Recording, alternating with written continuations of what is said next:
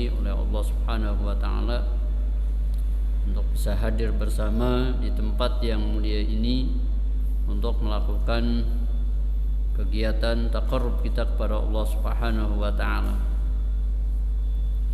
Semoga amal baik yang kita lakukan dari semua amal yang soleh, baik yang fardu maupun yang sunnah, diterima di sisi Allah Subhanahu wa taala. Selanjutnya, memanfaatkan waktu yang sangat baik untuk kita, marilah kita sama-sama mudarasah ilmu Allah Subhanahu wa taala dalam bidang akidah. Dalam kesempatan ini yaitu tentang dalailun nubuwatil anbiya. Dalail atau tanda-tanda kenabian para nabi.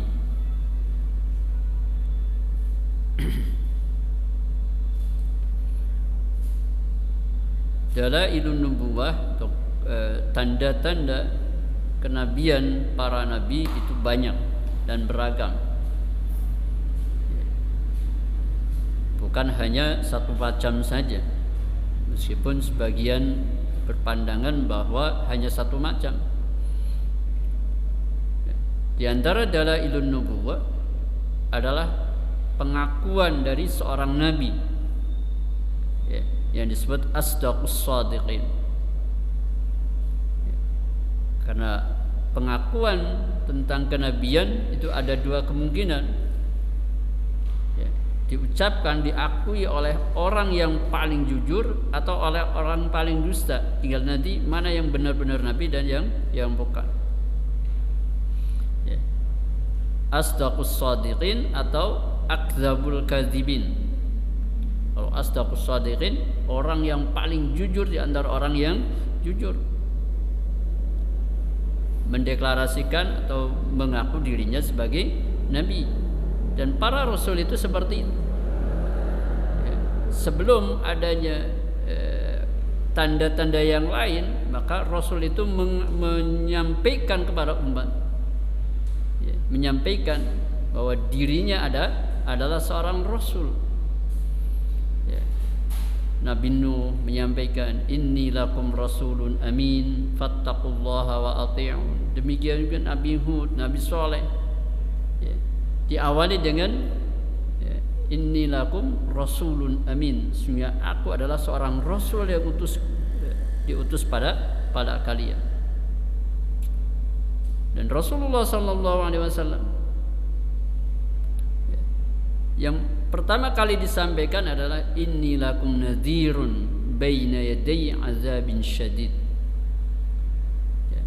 Ketika Nabi sallallahu alaihi wasallam mulai diperintahkan untuk mendakwahi para kaum kerabatnya, dari Bani Abdul Muttalib, Bani Hashim, Bani Lu'ay, kaum kerabat.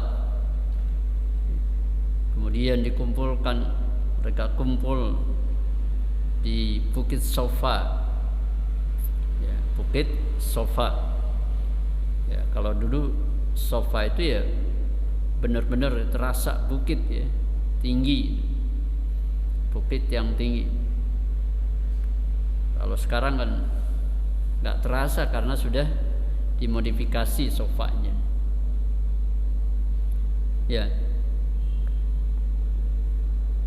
Ketika Rasulullah SAW mendapatkan perintah wa anzir ashiratakal aqrabin,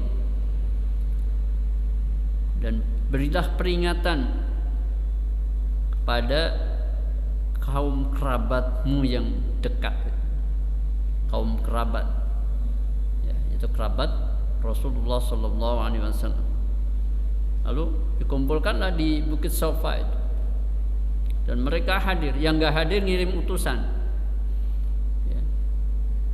Ketika Rasulullah menyampaikan kepada siapa yang masih ada di pagi hari ini, hanya dengan kata-kata itu, wahai Bani Hashim, Bani Abdul Muttalib, Bani Lu'ay, mereka kumpul, semua kumpul. Kemudian setelah mereka kumpul, Rasulullah menyampaikan ya, dengan pancingan, bagaimana pendapat kalian jika saya katakan bahwa di belakang bukit ini ada pasukan kuda yang akan menyerang kalian? Ya. Apakah kalian percaya? Tusaddiquni, gitu. Apa kalian membenarkanku? Nah, mereka karena tahu bahwa Nabi Muhammad tidak pernah sekalipun berdusta, ketika disampaikan kalimat pembuka itu mereka sepakat ya, percaya. Ya. Sekarang akan disampaikan yang lebih daripada itu. Ya. Inni lakum nadhirun baina yaday azabin syadid. Nah, perkataan selanjutnya, saya sesungguhnya aku ini adalah pemberi peringatan pada kalian tentang adanya azab yang pedih. Nah, setelah mendengar kalimat ini, mereka paham bahwa ini berarti mengaku sebagai rasul, sebagai nabi. Maka Abu Lahab bangkit sambil dengan marahnya mengatakan, tabban laka ya Muhammad, ali hadza jama'tana. Celaka engkau wahai Muhammad, apakah untuk ini engkau kumpulkan kami di sini? Ya, jadi yang pertama protes itu Abu Lahab, ya, masih kaum kerabat. Ya, Abu Lahab yang mengatakan tabban laka ya Muhammad. Lalu turunlah surat Al-Lahab, tabbat yada abi lahabin wa tab. Justru yang celaka itu adalah Abu Lahab sendiri. Jadi dalail atau dalil yang pertama adalah pengakuan, ya, pengakuan dari seorang yang paling jujur, dan semua nabi itu mengawalinya, rasul, ya, mengawalinya dengan kalimat inni lakum rasulun amin fattaqullaha wa ati'un. Rasulun amin, sesungguhnya aku adalah rasul utusan Allah pada kalian, amin, yang dapat dipercaya, agar tidak ada tuduhan dusta. Jadi pengakuan tentang kenabian, yang pertama diucapkan oleh orang yang paling jujur. Kalau ada orang dusta, biasa bohong mengaku sebagai nabi, ya pasti nabi palsu.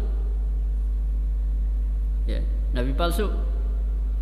Zamannya Rasulullah masih hidup sudah ada. Namanya Musailamah Al-Kadzdzab. Musailamah sang pendusta.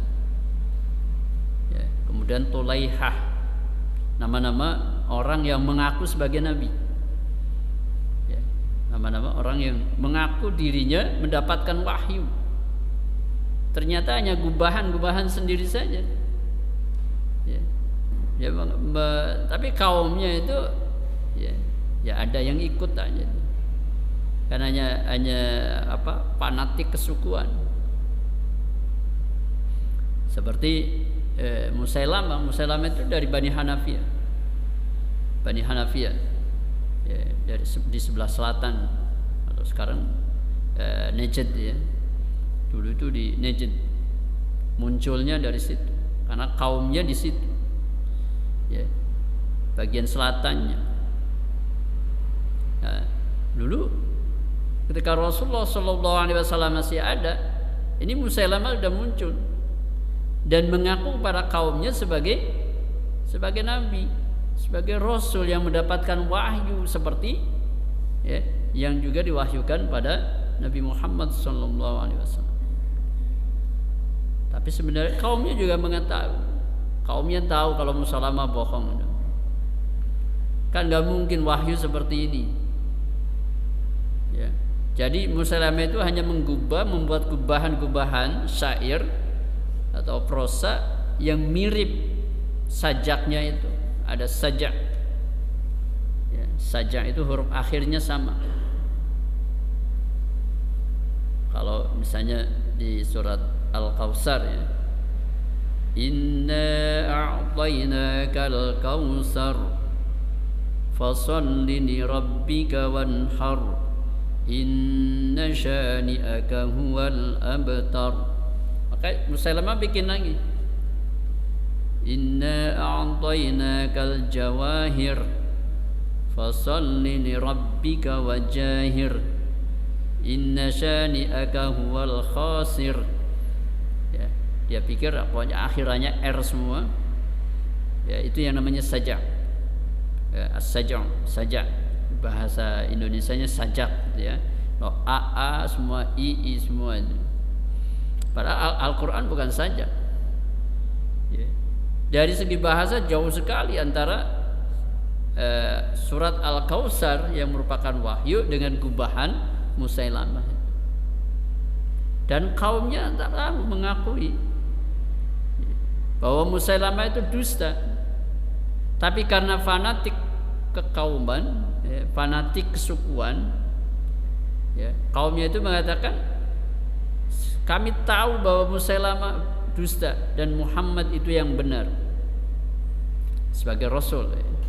Tapi dustanya Musailamah lebih aku sukai daripada benarnya Muhammad. Karena faktor kesukuan tadi, satu suku, ya, yaitu Bani Hanifah. Nah itu ya, akdzabul kadzibin, pengakuan yang diucapkan oleh orang yang paling dusta di antara orang-orang yang dusta, yaitu ngaku sebagai nabi. Kalau masih bohong biasa mah, ya banyak. Tapi kalau udah paling bohongnya itu, ya ngaku sebagai Rasul. Ya kayak kasus-kasus di Indonesia kan ada ya, Dahlia Aminuddin ngaku jadi nabi, ya, bertemu malaikat Jibril, bahkan berteman, itu kan aneh. Tapi ada pengikutnya misalnya. Ya, jadi diawali dari kejujuran. Ya. Orang yang jujur, yang paling jujur di antara orang yang jujur, mendeklarasikan atau mengumumkan bahwa dirinya adalah seorang Rasul, ya, sebagaimana para nabi-nabi terdahulu. Karena kejujuran itu pasti akan membawa kepada kebaikan.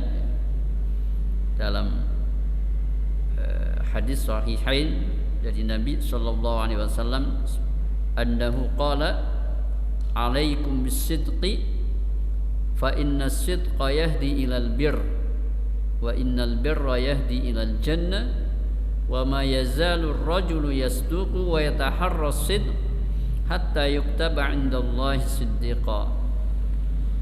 Alaikum bisidq, hendaknya kalian jujur, menetapi kejujuran.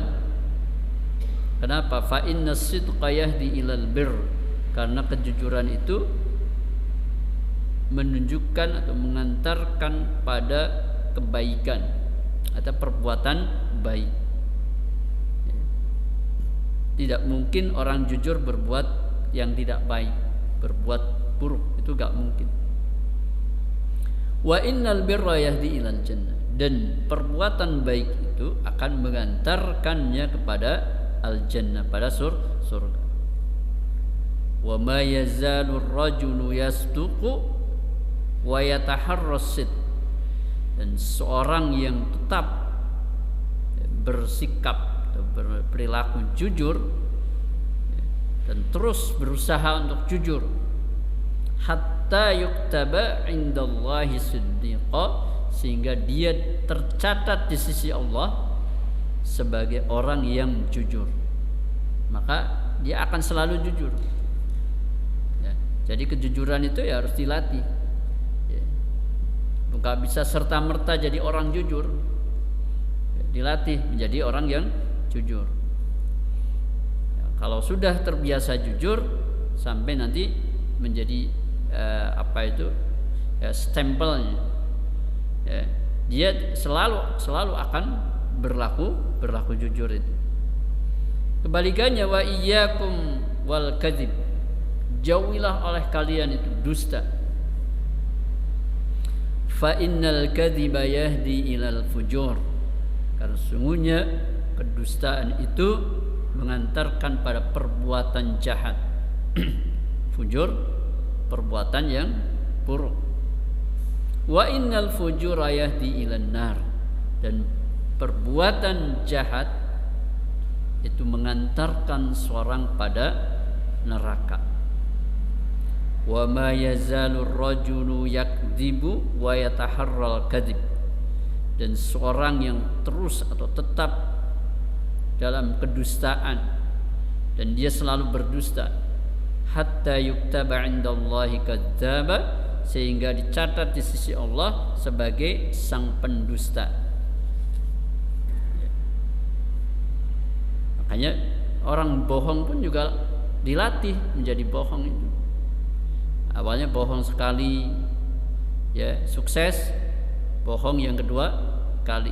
Kalau udah sukses lagi dengan kebohongannya, akan bohong yang ketiga kali terus, ya. Nanti kalau sudah sering bohong, maka dia akan selalu bohong, ya, selalu. Itu maknanya hatta yuktaba indallahi kadzdzaba, sehingga dicatat di sisi Allah sebagai sang pendusta. Maka dia tidak akan tidak akan ada kejujuran pada orang yang sudah mendapatkan stempel pendusta itu. Nah, kebohongan yang paling tinggi tadi, ya, kalau seorang itu mengaku sebagai seorang nabi yang mendapatkan wahyu. Ya, di dunia ini banyak ya seperti itu.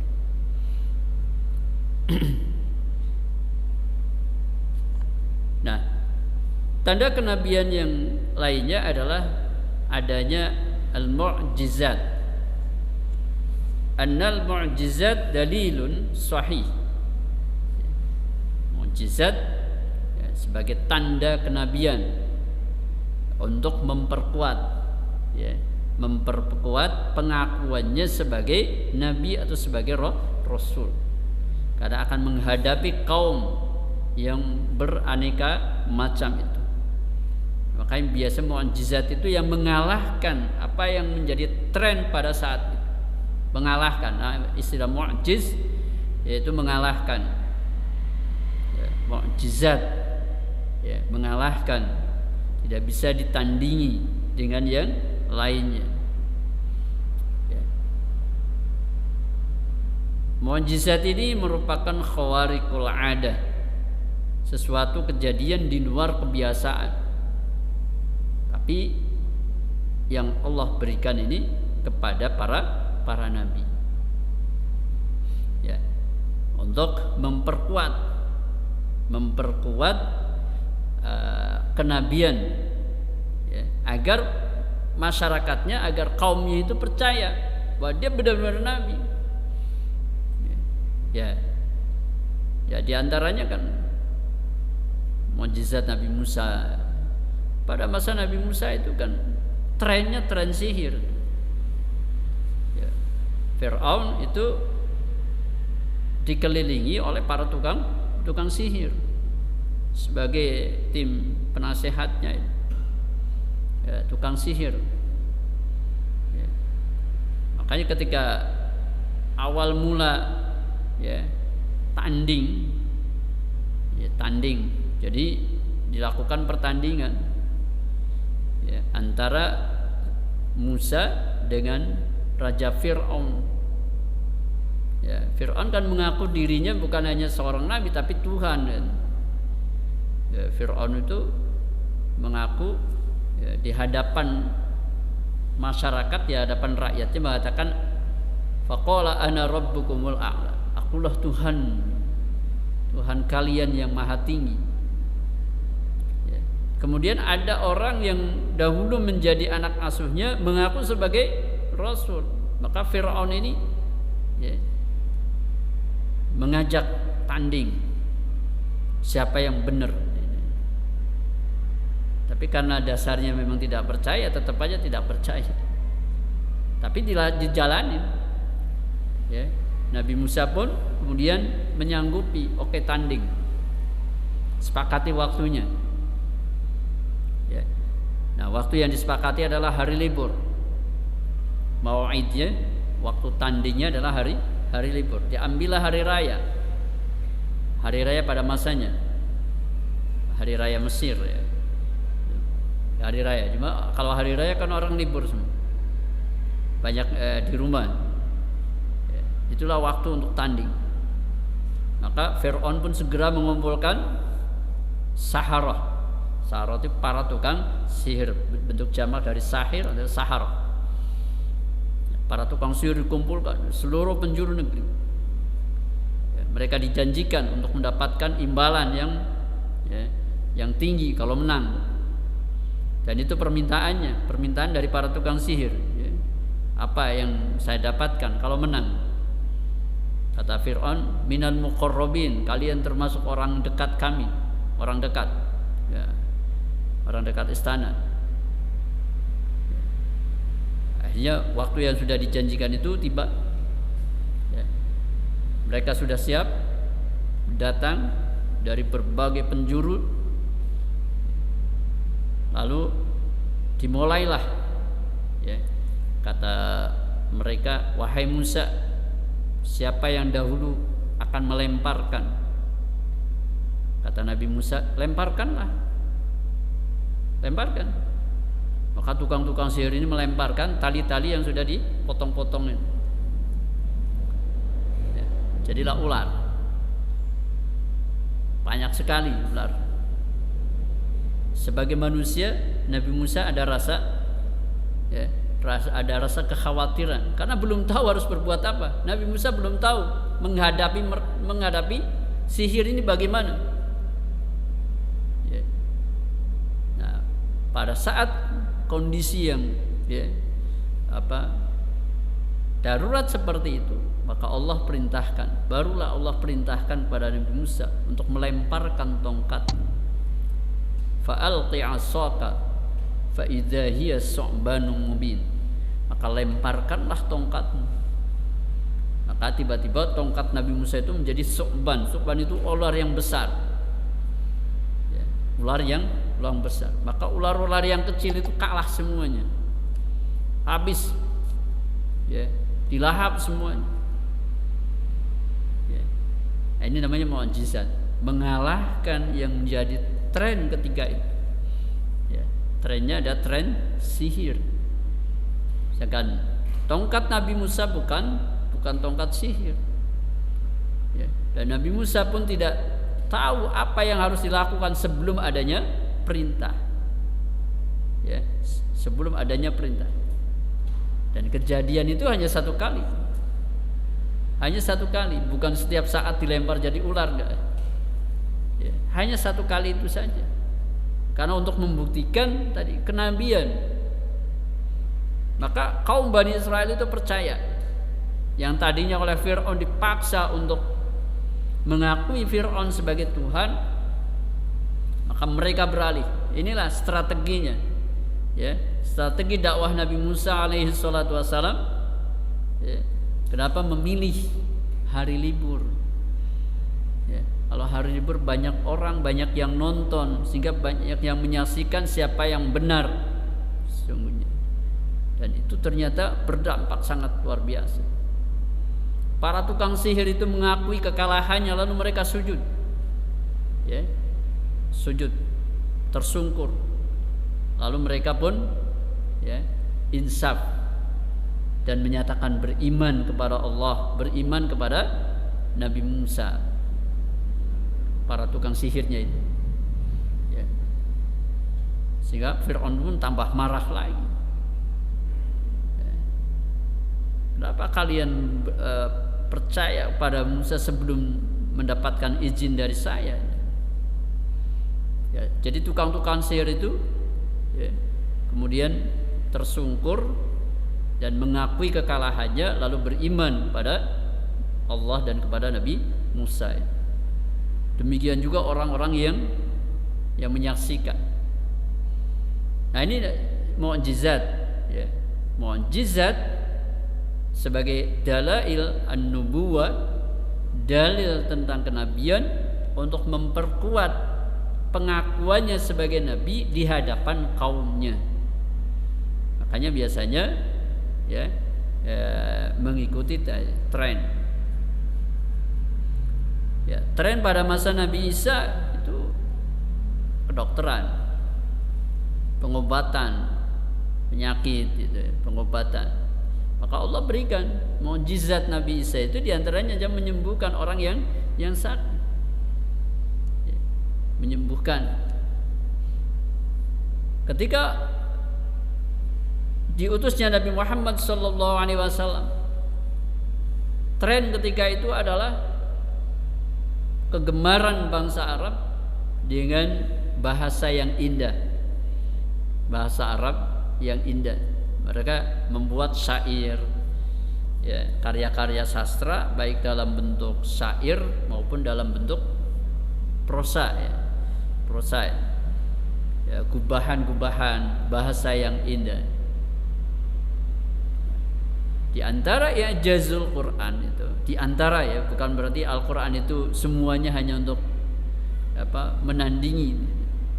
Di antara i'jazul Quran dari segi bahasa, ya, bahasa Al-Quran itu tidak bisa dikalahkan oleh bahasa manusia dari segi keindahannya maupun muatan isinya, kontennya, ya, isi bahasanya bahasa yang paling indah yang tidak bisa ditandingi oleh bahasa-bahasa manusia yang ketika itu mereka sedang gandrung sedang tren dengan sastra Arab, ya, biasa dilombakan itu lomba baca syair, ya, atau nasar itu yang berbentuk prosa dilombakan, ya, itu.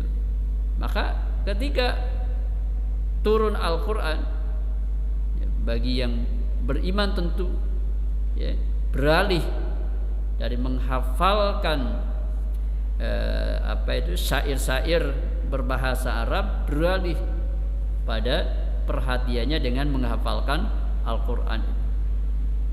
Bahkan orang kafir pun, ya, ketika mendengarkan Al-Quran mereka takjub, mereka kagum, ya, dengan keindahan bahasanya. Akan tetapi karena hatinya mereka tutupi kebenarannya, ya, mereka meskipun mengakui bahwa yang dibacakan oleh Nabi Muhammad itu bukan bahasa manusia pada umumnya, bukan bahasa manusia, tapi mereka tetap tidak percaya, tapi balik menuduh, oh ini yang dibaca oleh Muhammad adalah sihir, ya. Maka, ya, mereka menuduh Nabi Muhammad itu sebagai tukang sihir, tuduhan, ya, tuduhan jahat yang dilontarkan oleh kaum kafir Quraisy ketika itu. Padahal yang dibaca oleh Nabi adalah wahyu, yaitu Al-Quran. Ya. Jadi mukjizat para nabi itu merupakan bagian dalil atau tanda di antara tanda-tanda kenabian itu, ya. Maka nabi-nabi terdahulu pun dibekali dengan mukjizat, ya. Mukjizat yang merupakan pemberian dari Allah Subhanahu wa taala, ya, bukan hasil kreativitas, ya, dari seorang nabi, bukan.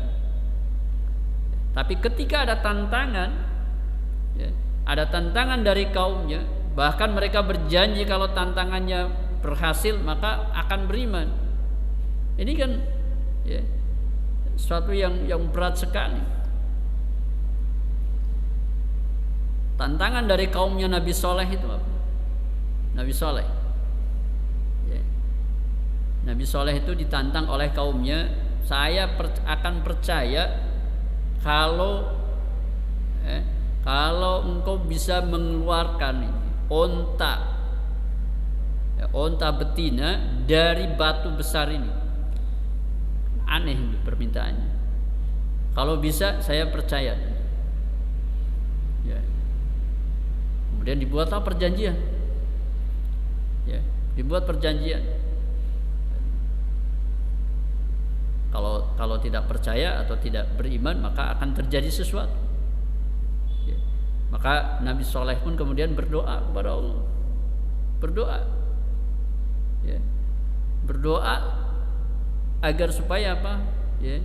Apa yang dituntut oleh kaumnya itu diwujudkan dan doanya dikabulkan.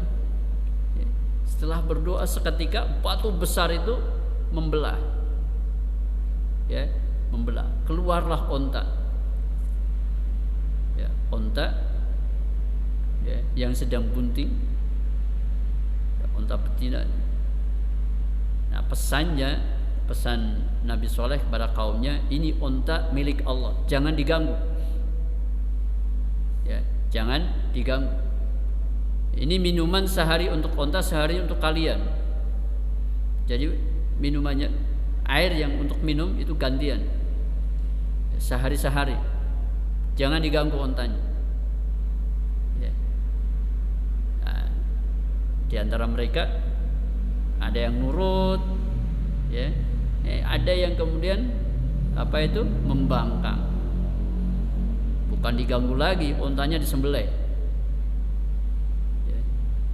Ontanya itu malah disembelih. Akhirnya turunlah azab pada mereka.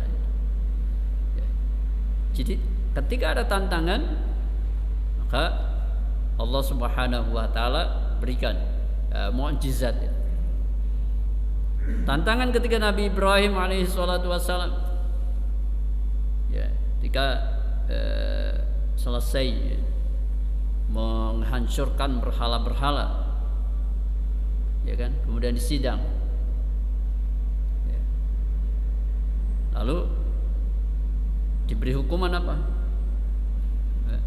Raja itu mengumpulkan kayu, memerintahkan pada rakyatnya untuk mengumpulkan kayu bakar, ya, kayu bakar yang banyak, ya, setelah siap, ya, dan dibakar dengan api yang berkobar, maka Ibrahim dipaksa dilemparkan ke dalam api. Ya. Mereka berpikiran udah geseng nih, geseng. Ya. Tapi api itu makhluk Allah. Ya. Maka Allah katakan apa? Ya narukuni bardan wa salaman ala Ibrahim. Wahai api, ya, ya nar, wahai api, kuni bardan, jadilah kau dingin, rasa dingin. Api yang biasanya panas, Allah perintahkan supaya dingin. Bardan wasalaman, dan memberikan keselamatan ala Ibrahim, terhadap Ibrahim. Maka api pun yang berkobar-kobar begitu dirasakan oleh Nabi Ibrahim, ya, sesuatu yang dingin, bukan panas. Karena api itu makhluk Allah. Makhluk Allah taat kepada Allah. Di sini ada tantangan besar. Nabi Ibrahim, ya, dipaksa dilemparkan ke api oleh kaumnya atas perintah penguasanya. Bagaimana Allah menyelamatkannya? Diberikanlah yang mukjizat itu, ya, khariqul ada. Karena biasanya kalau sesuatu hendak dilemparkan ke api maka akan hangus. Manusia dilemparkan ke api maka akan hancur. Tapi ketika itu Allah berikan mukjizat, ya, yaitu apa? Api yang menyala dengan kobaran yang sangat tinggi, tapi ternyata memberikan keselamatan. Ibrahim alaihi salatu wassalam, ya, sang kekasih Allah, tidak sedikit pun ada bekas terkena api, sedikit pun enggak ada. Ya, yang paling gampang gosong itu kan rambut enggak ada satupun yang, ya, terkena api. Ya, kulit masih utuh, semua masih. Ini salah contoh-contoh, ya, mukjizat para nabi. Ya, jadi mukjizat yang merupakan khawariqul ada, kejadian luar biasa yang tidak seperti biasanya, tapi Allah berikan kepada para nabi dan rasul. Ya. Sedangkan orang yang soleh, ya, Allah berikan namanya karamah, karamatul aulia, karamatus sholihin. Ya. Kita sering mengatakannya keramat, padahal maksudnya karamah. Ya, itu juga khawariqul ada. Ya, akan tetapi ya, bukan sesuatu yang dipelajari, ya. Sama mukjizat juga begitu. Ya, mukjizat hanya sekali itu saja. Nabi Ibrahim hanya sekali itu saja mendapat tantangan apinya. Ya, sama seperti Nabi Musa. Baik. Nah, ini kalau ada orang pendusta lalu memberikan tadi khawariqul ada, ya bukan mukjizat, ya, dan juga bukan karomah. Ya, karomah Allah berikan kepada orang yang saleh. Ya. Nah, kalau pendusta, ya, kalau dia punya sesuatu yang tidak seperti biasanya, itu disebutnya istidraj. Istidraj itu ya, diberikan sesuatu keunggulan, tapi semakin jauh dari kebenarannya, semakin sesat, kesesatannya itu semakin jauh. Ya, diberikanlah istidraj. Ya, para dukun, ya. Dukun itu diberinya istidraj. Ya, dukun bisa nebak-nebak. Ya, nebak. Kamu yang namanya ini kan, ya tadi habis dari mana? Ditanya. Semua nanti jawabannya dibenarkan oleh yang datang itu. Jawabannya, ya. Oh, makanya orang yang datang itu semakin mantep Pak. Wah, ini benar-benar nih orang pinter. Padahal dukun. Ya. Itu namanya istidraj. Ya. Balaknya atau temannya dukun itu kan jin. Ya, jin ngasih tahu. Ngasih tahu ya, bahwa akan ada orang yang datang dengan ciri-cirinya, datangnya dari arah mana. Nah, nanti begitu datang langsung ditanya begitu, diiyakan semua. Sehingga untuk berikutnya dia sudah percaya kan. Itu dukun. Ini bahaya. Nah, yang diberikan pada dukun itu namanya istidraj, bukan karamat ya, atau keramat. Ya, karamatul aulia, ya. Karomah para wali, para salihin, ya. Itu Allah berikan. Ya. Sama khawariqul adah juga, ya. Khawariqul adah, tapi bukan sesuatu yang dipelajari, ya. Setiap ada keinginan lalu muncul, itu enggak. Ya mungkin sekali-kali saja, ya, karomah itu. Baik, silakan. Ada yang mau disampaikan?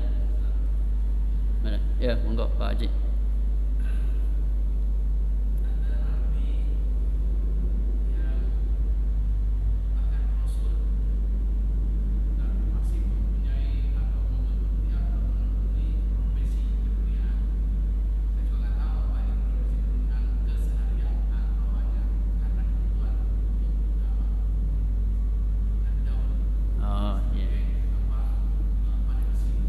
Iya.